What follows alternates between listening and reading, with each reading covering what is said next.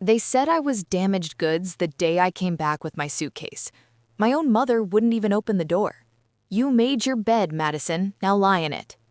Those were the last words I heard before the lock clicked shut. I was 24 years old, divorced, homeless, and completely alone.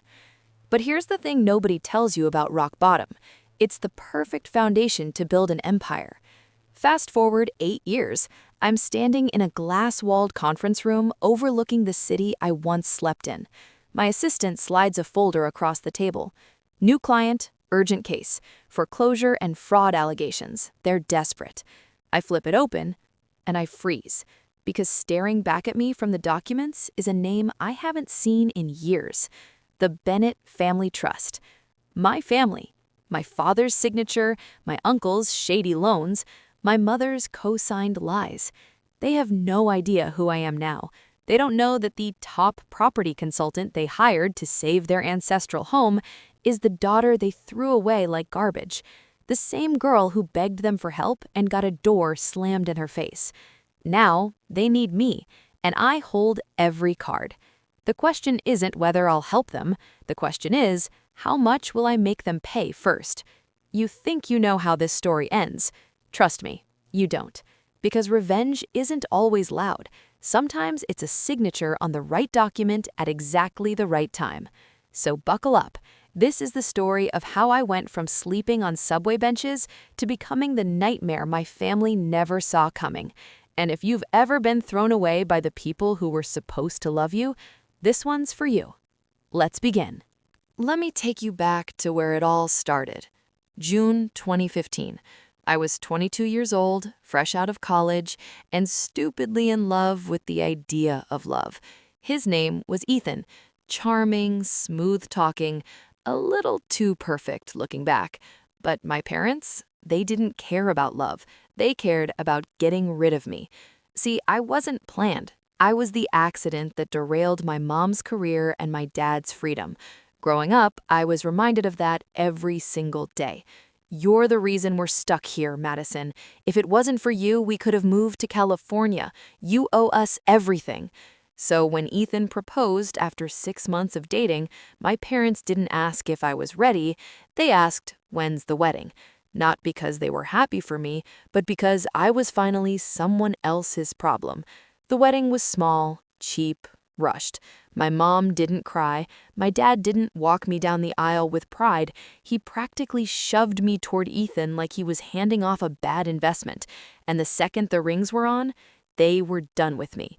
No more calls, no more visits, no more money. "You're married now, Madison. You're his responsibility." I remember my younger brother, Jason, looking at me with this empty stare, like I'd already been erased from the family. And maybe I had, because 2 months after the wedding, when Ethan started coming home drunk, screaming about money, about how I wasn't good enough, about how he'd made a mistake, I had no one to call. When he shoved me into the wall during an argument and I showed up at my parents' house with a bruised shoulder, my mother looked me up and down and said, "What did you do to make him angry?" Not, "Are you okay?" Not, "Come inside." Just, "What did you do?" I'll never forget that moment, standing on their porch, shaking, begging, and my dad stepping in front of my mom like I was a solicitor. "You're not our responsibility anymore, Madison. Go home to your husband."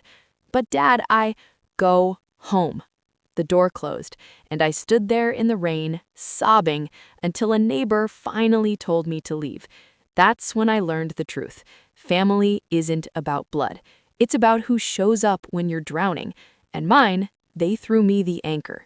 So I went back to Ethan because I had nowhere else to go. For 6 more months, I endured the shouting, the blame, the nights he didn't come home. I worked 2 part-time jobs just to keep us afloat while he gambled our rent away. And when I finally got the courage to file for divorce, when I gathered my things and left that miserable apartment for good, I thought, maybe now they'll let me come back. Maybe now they'll see I tried. I showed up at my parents' house one last time, suitcase in hand, eyes swollen, broken. My mom opened the door. looked me up and down, and said the words that changed my life forever. "A divorced woman brings shame to this family. You're not welcome here." Then she shut the door. And that was the moment Madison Bennett died. What rose from those ashes? Something they should have feared, but they didn't see it coming, not yet. You want to know what rock bottom really feels like? It's not poetic. It's not a movie montage.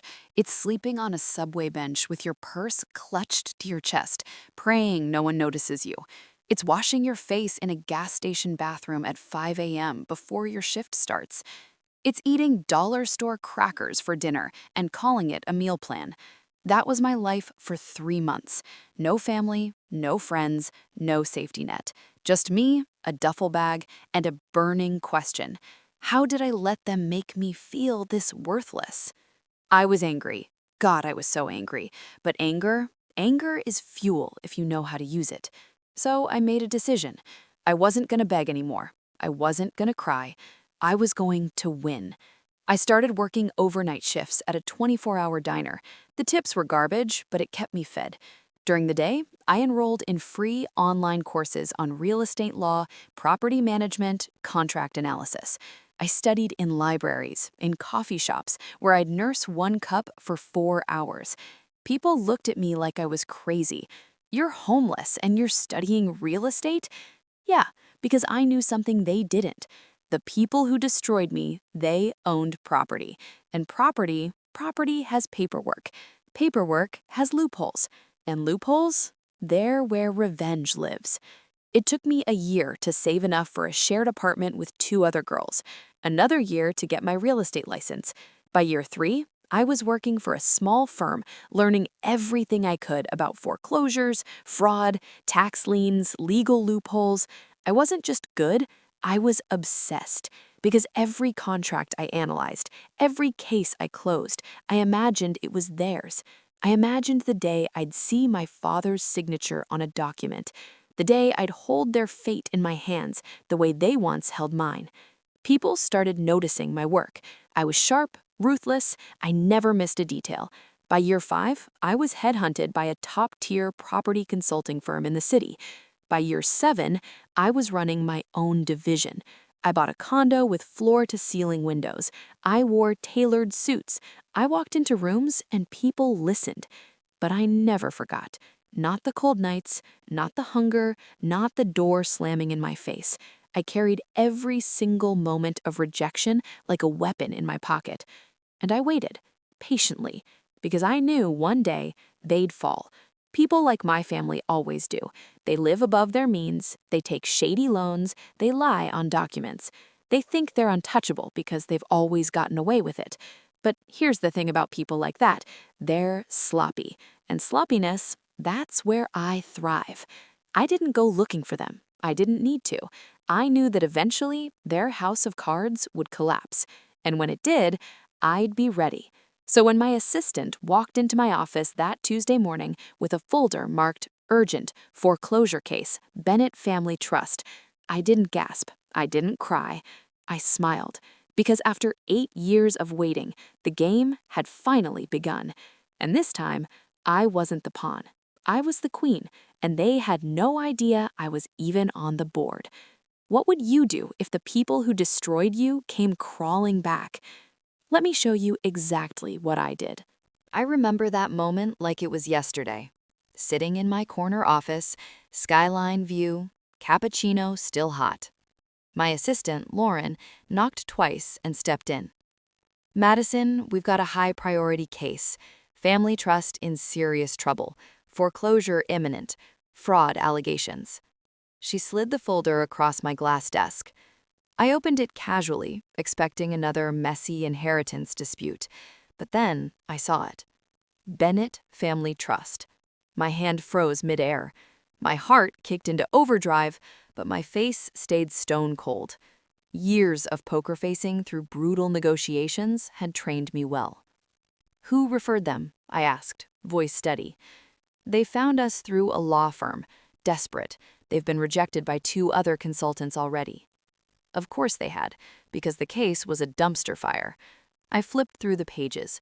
Tax liens, unpaid loans, forged signatures, shell companies, my uncle's name on documents he shouldn't have had access to, my father's signature on loans he definitely couldn't afford, my mother's name co-signed on a refinance that reeked of fraud. They'd been playing Monopoly with fake money for years, and now the bank was calling checkmate. But here's what made my blood sing. They had no idea who I was. See, I'd changed everything. My last name? I took my grandmother's maiden name, Carter, after the divorce. My appearance? I went from mousy brown hair and bargain bin clothes to a sharp, blonde bob and designer everything. My entire identity had been rebuilt from the ground up. To them, I was just Madison Carter, senior property consultant, a stranger, a savior, a miracle worker they'd heard could fix the unfixable. I leaned back in my chair and smiled. Set up a meeting. I'll take the case. Lauren blinked. Really? It's a mess, Madison. High risk, low reward. They can barely afford our retainer. I'll waive half the retainer, I said smoothly. Consider it charity work. She looked confused but nodded and left. The second the door closed, I let out a breath I didn't know I was holding. 8 years. 8 years of clawing my way up from nothing, and now the universe had delivered them to me on a silver platter. I spent the next 2 days digging, not just into the legal documents, into them. I pulled property records, financial statements, court filings. I found everything. The house they were so desperate to save, it was the same house I grew up in, the one where I was told I was a burden, the one where my mother turned me away in the rain. They'd remortgaged it 3 times, took out loans against it, used it as collateral for my uncle's failed business ventures, and now the county was weeks away from seizing it. But here's the beautiful part. They didn't need saving, they needed a miracle. And miracles, those don't come free. I could have walked away, referred them to someone else, but where's the poetry in that? No, I was going to take this case. I was going to sit across from them in a conference room, look them in the eyes, and watch them beg me for help, without ever knowing who I really was. And then, I was going to decide their fate. The meeting was set for Friday. I had 3 days to prepare. 3 days to make sure every piece was in place. Because this wasn't just business. This was the reckoning they never saw coming. I opened the file one more time, staring at my father's signature, and I whispered to the empty room, "Let's see how it feels to be thrown away." Game on. Friday came faster than I expected. I dressed carefully that morning. Charcoal gray suit, crisp white blouse, heels that made me stand taller than I ever did as a kid.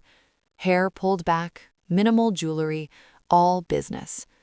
I looked in the mirror and barely recognized myself. Good. That was the point. Lauren had set the meeting for 10 a.m. in Conference Room B, the one with the long table and the windows overlooking the city.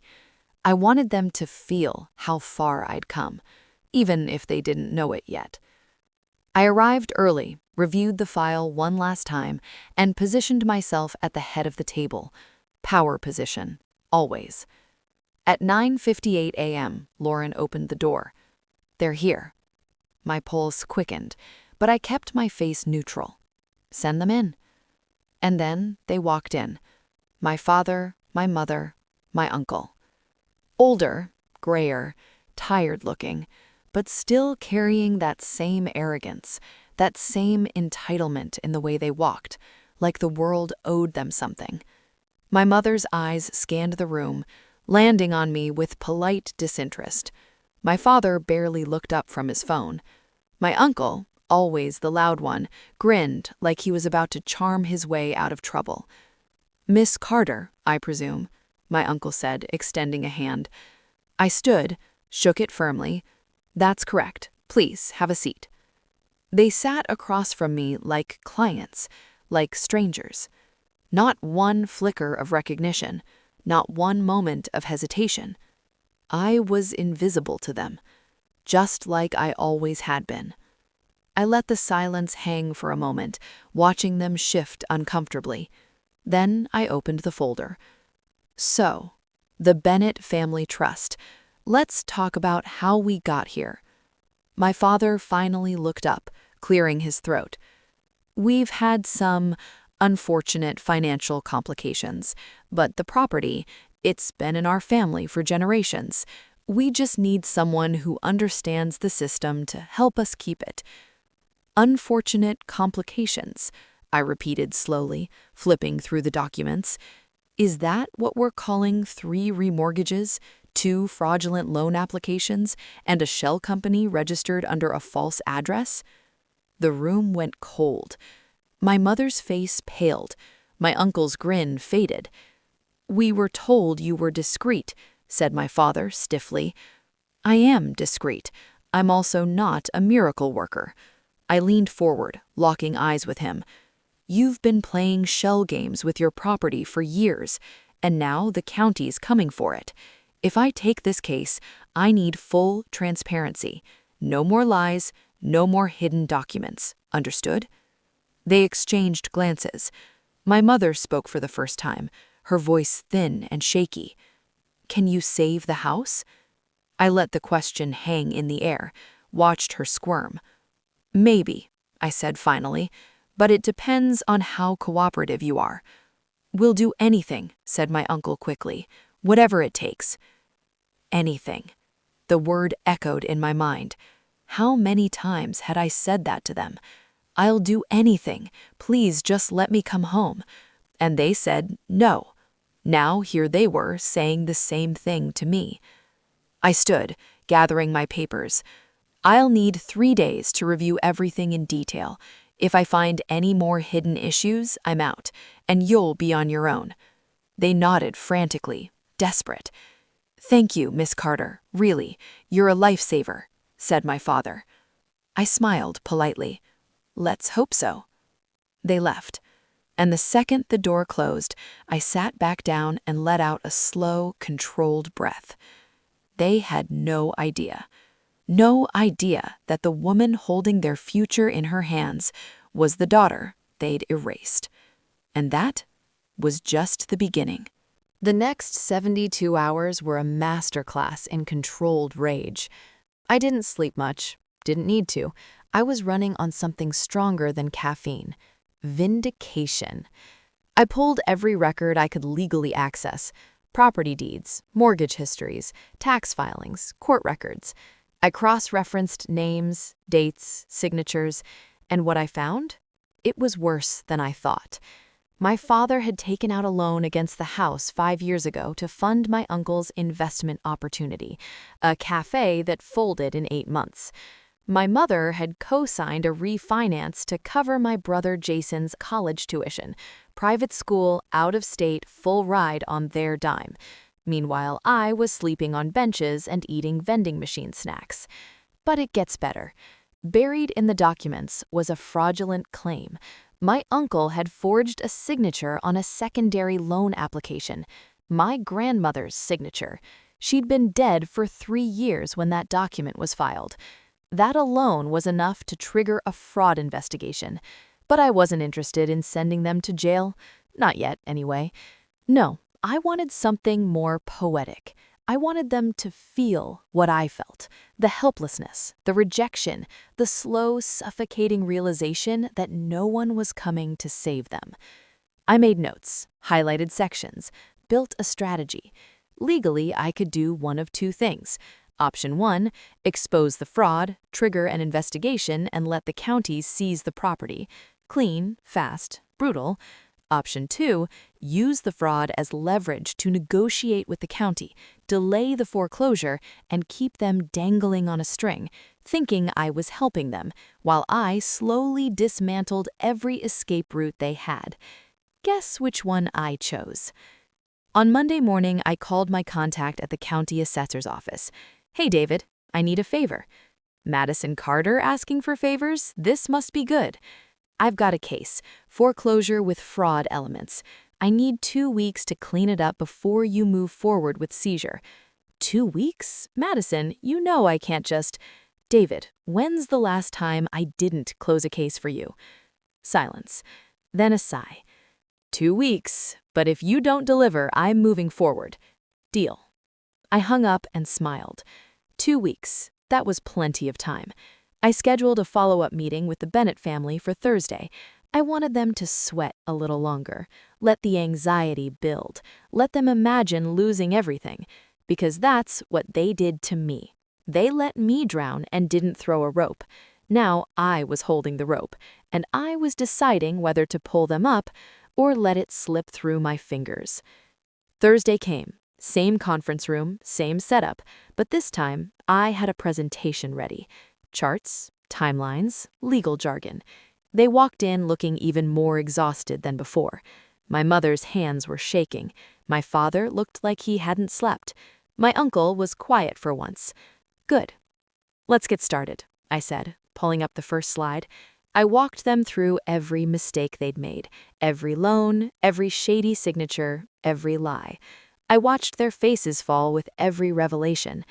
This, I said, pointing to the forged document, is a felony.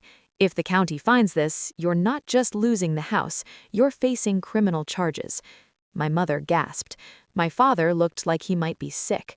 But, I continued, I've negotiated a 2-week delay with the county. If we move fast, I might be able to bury this before they dig deeper. What do we need to do? My father asked, hoarse. I leaned back, arms crossed. You need to cooperate, fully. No more secrets, and you need to trust me. We do, my mother said quickly. We trust you completely. Trust. The word tasted bitter in my mouth. Good, I said, because if you don't, you'll lose everything. They nodded, desperate, obedient, broken, just like I was 8 years ago. And I smiled. There was one person I hadn't seen yet. Jason, my younger brother. The golden child, the one they paid for, the one they protected. I hadn't spoken to him since the day I left. He never called, never texted, never checked in. And honestly, I didn't expect him to. He was 17 when I got married, 20 when I was thrown out, old enough to know better. But he chose silence. I didn't plan to see him, but fate had other ideas. On Tuesday afternoon, I was leaving the office when I heard a familiar voice in the lobby. Yeah, I'm just picking up some documents for my parents. They're dealing with some legal stuff. I froze, turned slowly, and there he was, Jason Bennett. Taller now, older, clean-cut in a button-down and khakis. He looked good, healthy, like someone who'd never missed a meal or slept on a subway bench. He was talking to Lauren, smiling that same easy smile I remembered. I could have walked away, should have maybe, but I didn't. I walked straight up to him. Jason Bennett, I said coolly. He turned, confused. Yeah? I extended a hand. Madison Carter, I'm the consultant handling your family's case.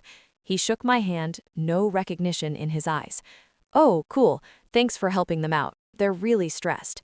I can imagine, I said, voice neutral. He glanced at his watch. I should grab those docs and get going. Nice to meet you, though. Likewise.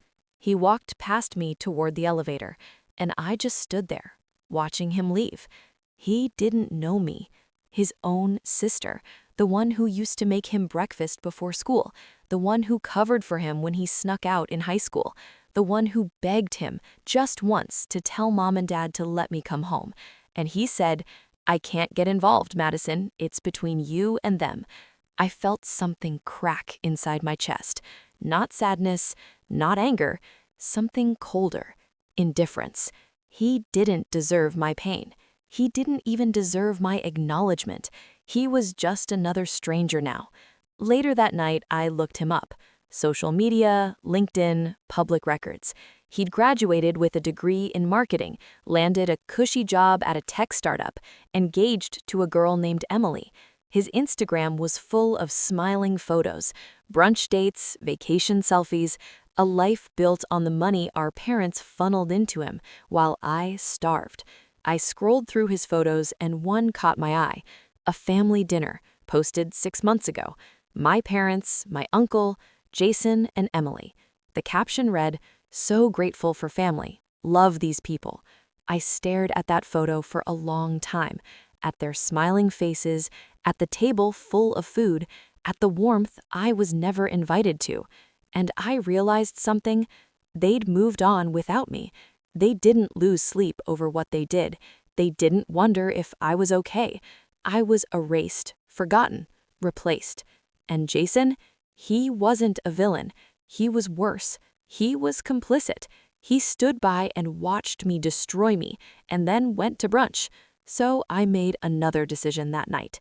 I wasn't going to tell him who I was. Not because I was afraid, but because he didn't deserve the truth. He didn't deserve to feel guilt or shame or regret. He'd chosen comfort over courage, and now he'd have to live with that. But one day, maybe not today, maybe not tomorrow, he'd find out. And when he did, I wanted him to realize he had the chance to help me, and he chose not to. That realization would hurt more than anything I could say. So I closed my laptop, finished my glass of wine, and went back to work. There were bigger games to play.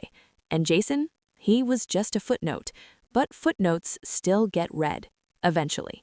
By the end of week 1, I had the full picture. The Bennett family was drowning in debt, held together by lies and desperation. But here's the thing about desperation. It makes people careless, and careless people make mistakes. My uncle, for instance, had been skimming money from the family trust for years, funneling it into offshore accounts under shell companies. My father had signed documents he never read, trusting his brother blindly. My mother had co-signed everything, playing the dutiful wife even as the walls closed in. They weren't victims, they were architects of their own collapse, and I was the demolition crew. On Friday, I called a final meeting. This time, I didn't hold back. I walked in with a revised report, 20 pages of cold, hard truth. They sat there, pale and anxious, as I laid it all out. "Here's the reality," I began, voice sharp and controlled. "The house is gone. The county's moving forward with seizure. I bought you 2 weeks, but that's over." My mother's face crumbled. "But you said—" "I said I'd try. I did, but your financial situation is unsalvageable." My father leaned forward, voice tight. "There has to be something, anything." I paused, let the silence stretch. Then I leaned back, crossing my arms. "There is one option." They looked at me like I was their last lifeline. "If you're willing to liquidate all remaining assets, settle the fraud claims quietly, and cooperate with a full financial audit, I can negotiate a settlement that keeps you out of jail." "But the house," my mother started. "The house is gone," I said firmly, "but you'll walk away clean. No criminal record, no lawsuits, just broke." My father exhaled, defeated. "Fine, whatever it takes." "Good. I'll need signatures on these documents by Monday." I slid the papers across the table. They signed without reading. Desperate, broken, obedient. Just like I was when I needed them. After they left, I sat alone in the conference room, staring at their signatures, and I realized something. I didn't feel satisfied. I thought I would. I thought this moment, watching them lose everything, would feel like justice. But it didn't. It just felt empty. Because revenge isn't a straight line. It's a maze. And somewhere along the way, I'd lost sight of what I actually wanted.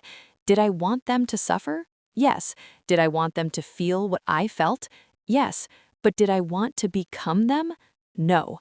And that's where it got complicated, because the version of me that survived the streets, that clawed her way to the top, she was ruthless, cold, unforgiving. But the version of me that still remembered being Madison Bennett, the girl who just wanted to be loved, she was tired. I closed the folder and stared out the window. The city stretched below me, glittering and indifferent. And I realized I had a choice. I could finish this the way I planned, let them lose everything, walk away and never look back, or I could do something else, something they never did for me. I could choose mercy. Not because they deserved it, but because I did. I deserved to let go of the weight I'd been carrying for 8 years. I deserved to be free. But here's the thing about mercy. It's not soft. It's not weakness. Mercy is a power move, because the strongest thing you can do to someone who hurt you is show them you're better than they ever were. And I was. So I made my decision, but I wasn't going to make it easy for them. Not yet. There was still one more move to make, one final card to play. And this one was personal. Monday morning. I scheduled one last meeting, but this time I didn't call them to my office. I went to the house. Their house. The one they were about to lose. The one I grew up in. I hadn't been back in 8 years. I pulled up in my car, sleek, black, expensive, and stared at the familiar driveway. The same cracked pavement, the same overgrown hedges. It looked smaller than I remembered, worn down, tired, like them. I walked up to the front door and knocked. My mother answered, surprised. "Miss Carter? We weren't expecting—" I know. I needed to see the property in person before we finalize everything. She nodded, stepping aside to let me in. The smell hit me first. Old wood, dust, memory. I walked through the hallway slowly, taking it all in. The living room where I used to do homework, the kitchen where I made breakfast for Jason, the stairs I sat on, crying, the night they wouldn't let me back in. My father appeared from the den confused. "Ms. Carter?" "Just doing a final walkthrough," I said calmly. I stopped in front of a photo on the wall, a family portrait. My parents, Jason, my uncle, smiling, together. I wasn't in it. "When was this taken?" I asked. My mother glanced at it. "Oh, about 5 years ago. Family reunion." 5 years. 3 years after they threw me out. They'd moved on, erased me, replaced me. I turned to face them, and for the first time, I let the mask drop. "Do you know what the hardest part was?" I asked quietly. They looked confused. The hardest part wasn't being homeless. It wasn't the hunger or the cold or the fear. I stepped closer. The hardest part was believing I deserved it. My mother frowned. "Ms. Carter, I don't understand. You told me I was a burden my entire life, that I ruined your plans, that I was the reason you were stuck." Her face went pale. "And when I needed you most, when I was broken and scared and begging, you told me a divorced woman brings shame." My father's eyes widened, realization dawning. "And then you shut the door." My mother's hand went to her mouth. "Madison?" I smiled, cold and sharp. Surprise. The room went silent. My father staggered back, gripping the armrest of a chair. My mother looked like she'd seen a ghost, because, in a way, she had. You're, she stammered. "The daughter you threw away?" I finished. "Yeah. But your name, I changed it, changed everything, built a whole new life." My father's voice cracked. "Madison, we didn't know." "Didn't know?" I laughed bitterly. "You didn't want to know. You thought I'd disappear, and I did, but not the way you wanted." My mother started crying. "We made mistakes." "Mistakes?" I stepped closer, voice low and sharp. "Mistakes are accidents. What you did was a choice." My father looked at the floor. My mother sobbed into her hands. I stood there, watching them break, and for the first time in 8 years, I felt powerful. Not because I'd destroyed them, but because I'd survived them. "I could have let you lose everything," I said quietly. "I could have exposed the fraud, walked away, and watched you fall." They looked up at me, terrified. But I didn't. I pulled an envelope from my bag and placed it on the table. "This is a settlement agreement. It'll keep you out of jail and clear most of the debt. You'll lose the house, but you'll walk away clean." I turned toward the door. "Wait," my mother called out. "Why? Why are you helping us?" I paused, looked back, and said the truest thing I'd ever said. "Because I'm not you." And I walked out, leaving them with the weight of everything they'd done. I didn't hear from them for 3 days. No calls, no emails, no desperate knocks on my office door. Just silence. I wasn't surprised. What do you say to the daughter you tried to erase after she saves you from ruin? On Thursday, I got a text from an unknown number. "It's Jason. Can we talk?" I stared at the message for a long time. Part of me wanted to delete it, block him, move on. But another part, maybe the part that still remembered being his big sister, wanted to hear what he had to say. I texted back, "Coffee, Saturday, 10 a.m. I'll send the address." He replied immediately, "I'll be there."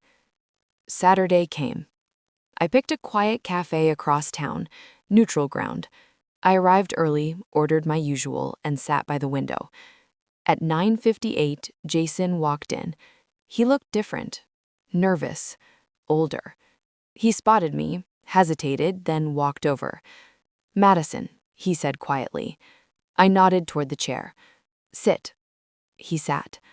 For a moment, neither of us spoke. Then he exhaled, rubbing his face. "I don't even know where to start." "Try the beginning," I said flatly. He looked down at his hands. "I didn't know. I swear I didn't know it was you until Mom called me, crying, after you left the house. And? And I..." He trailed off. I didn't know what to say. I leaned forward. "How about I'm sorry? How about I should have checked on you?" I know I should have." His voice cracked. "But I was a kid, Madison. I was 17 when you left. I didn't understand." "You were 20 when I was homeless, Jason. 20. He flinched. "You had a phone. You had social media. You could have found me if you wanted to." "I thought you were okay," he said weakly. "Mom and Dad said you were fine, that you'd moved on. And you believed them?" Silence. "You believed them because it was easier," I said, voice sharp. "Easier than admitting they were wrong, easier than questioning them, easier than standing up for me." Tears welled in his eyes. "You're right," he whispered. "I was a coward."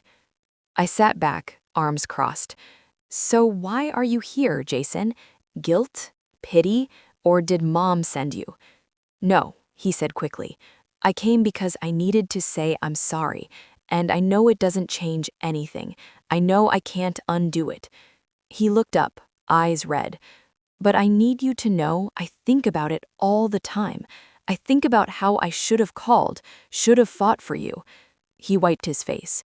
"And when I found out it was you, that you were the one who saved them after everything they did," his voice broke.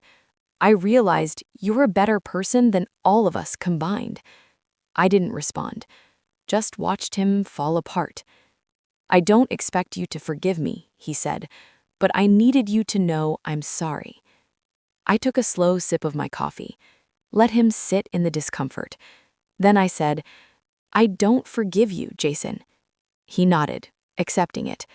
"But," I continued, "I don't hate you either."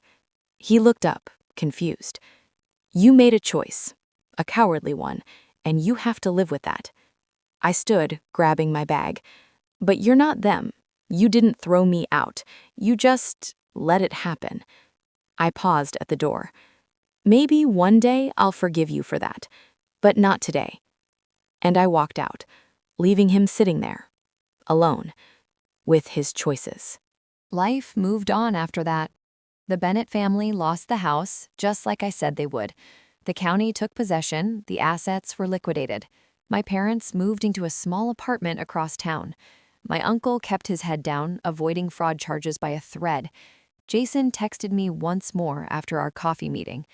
"Thank you for not hating me. I don't deserve even that." I didn't reply. As for me, I kept working, kept building, kept thriving. But something had shifted. The anger that fueled me for 8 years, the fire that kept me going when I had nothing, it was fading. Not gone, but quieter. I didn't think about them every day anymore. I didn't imagine revenge scenarios in the shower. I didn't scroll through their social media looking for proof they were miserable. I just moved on. And that felt strange, because for so long, they were the reason I fought, the reason I studied until 3 a.m., the reason I took every rejection as fuel. Without them as my villain, who was I?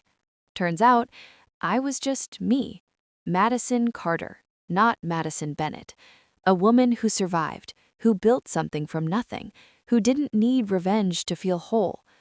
One evening, about 2 months after the reveal, I got a letter in the mail, handwritten, return address, my mother's apartment. I almost threw it away, but curiosity won. I opened it. Dear Madison, I don't expect you to read this, and I won't blame you if you throw it away, but I needed to write it. I've spent the last 2 months thinking about everything we did to you, and I don't have an excuse. We were selfish. We were cruel. We convinced ourselves you were better off without us, but the truth is, we just didn't want to deal with the shame. Shame of a failed marriage, shame of what people would say. We chose our reputation over our daughter, and I will regret that for the rest of my life. I know I don't deserve your forgiveness. I know I have no right to ask, but I want you to know I see you now. I see the woman you became in spite of us, and I'm so sorry we weren't there to help you become her. You deserved better. You deserved love and safety and support, and we failed you. I understand if you never want to speak to us again, but if you ever do, we'll be here. Mom. I read it twice, then folded it and put it in a drawer. I didn't cry, I didn't feel relief, I just felt tired, because apologies don't erase trauma. They don't undo years of pain, but they do something else. They close the door, not with a slam, not with anger, but with a quiet, final click. I didn't write back, but I didn't throw it away either. Maybe one day I'd respond. Maybe I wouldn't. Either way, the power was mine now, not theirs. And that was enough. I looked out my window at the city skyline, the same view I had the day I opened their case file, and I realized something. Revenge didn't save me. I saved myself. They didn't deserve credit for my success. They didn't get to be part of my story anymore. I was the hero of my own narrative now, and they were just footnotes. Small, forgettable, irrelevant. I smiled, and for the first time in 8 years, I felt free. 6 months after the reveal, my life looked completely different. Not externally, I still had the same job, the same apartment, the same city view, but internally, everything had changed. I stopped looking over my shoulder, stopped waiting for the next betrayal, stopped building walls so high no one could climb them. I started letting people in. Not everyone, not recklessly, but carefully, intentionally. I went on dates, real ones, where I didn't scan for red flags every 5 seconds. I made friends, actual friends, not just work acquaintances. I laughed more, slept better. I even started therapy. Yeah, therapy, because I realized something important. Just because I survived doesn't mean I healed, and I wanted to heal. Not for them, not to prove anything, but for me, because I deserved peace just as much as I deserved success. My therapist, Dr. Patel, asked me a question one day that stuck with me. Madison, if you could go back and talk to the version of yourself sitting on that subway bench, what would you say? I thought about it for a long time. Then I said, I'd tell her it gets better. Not easier, but better. Dr. Patel nodded. And what else? I smiled. I'd tell her she's stronger than she knows, and that one day she won't need revenge to feel powerful. And do you feel powerful now? She asked. I thought about that too. Yeah, I said, but not because I destroyed them, because I chose not to. That was the truth. The real power wasn't in making them suffer. It was in realizing I didn't need them to suffer for me to thrive. I didn't need their apology. I didn't need their regret. I didn't need their validation. I just needed me. And that was freedom. Around the same time, I got a promotion at work, Senior VP of Property Strategy, corner office, full team, 6-figure raise. I was thriving, but more than that, I was happy. actually genuinely happy, not because I'd beaten them, but because I'd built something real, something that couldn't be taken away. One night, I was working late when Lauren knocked on my door. "Hey, you've got a visitor." I frowned. "I don't have any appointments." "I know, but he says it's important." I looked up and froze. Standing in my doorway was Jason. He looked different, older, more serious. "Can I come in?" he asked quietly. I hesitated, then nodded. He sat across from me, hands folded. He said, "I'm getting married next month." I raised an eyebrow. "Congratulations." "Thanks." He paused. "I wanted to invite you." I blinked. "To your wedding?" "Yeah." I leaned back, studying him. "Why?" He looked down. "Because you're my sister, and I don't want to start a new chapter of my life pretending you don't exist." "Even though that's what you did for 8 years?" He flinched, but didn't look away. "I know, and I can't change that, but I'm trying to be better." I let the silence stretch. Then I said, "I'll think about it." He nodded. "That's all I ask." He stood to leave, then paused at the door. "For what it's worth, Madison, I'm proud of you." I didn't respond, just watched him go. And after he left, I sat there for a long time, thinking about family, about forgiveness, about what I owed the past. And I realized I didn't owe it anything. Not my pain, not my energy, not my presence. But maybe, just maybe, I owed myself the chance to try. Not for them, for me. Because healing isn't about them. It's about me choosing peace over pride. And that was the final victory. So here's where I leave you. Did I go to Jason's wedding? That's a story for another time. Did my parents and I ever reconcile? Maybe, maybe not. But here's what I want you to take away from this. Revenge is tempting, but freedom is better. For 8 years, I thought destroying them would fix me. But the truth is, I didn't need them destroyed. I needed me rebuilt. And that's what I did. I took every piece of rejection, every cruel word, every slammed door, and I used it to build something they could never touch. Not an empire of bitterness, but a life of purpose. So if you're watching this because someone threw you away, if you're surviving on scraps while the people who hurt you thrive, listen to me. You don't need revenge. You need resilience. You don't need them to fall. You need you to rise. And you will. Maybe not today, maybe not next month. But if you keep going, keep fighting, keep building, you will win. Not because they lose, but because you become someone they can't break. That's the real victory. So if this story resonated with you, if you've ever felt invisible, discarded, or worthless, drop a comment below. Tell me your story, because you're not alone, and your comeback, it's coming. Hit that subscribe button if you want more stories like this. Stories of survival, of strength, of people who turned pain into power. And remember, the best revenge isn't destruction. It's becoming someone they can't hurt anymore. Thanks for watching. I'll see you in the next one. Now go build your empire.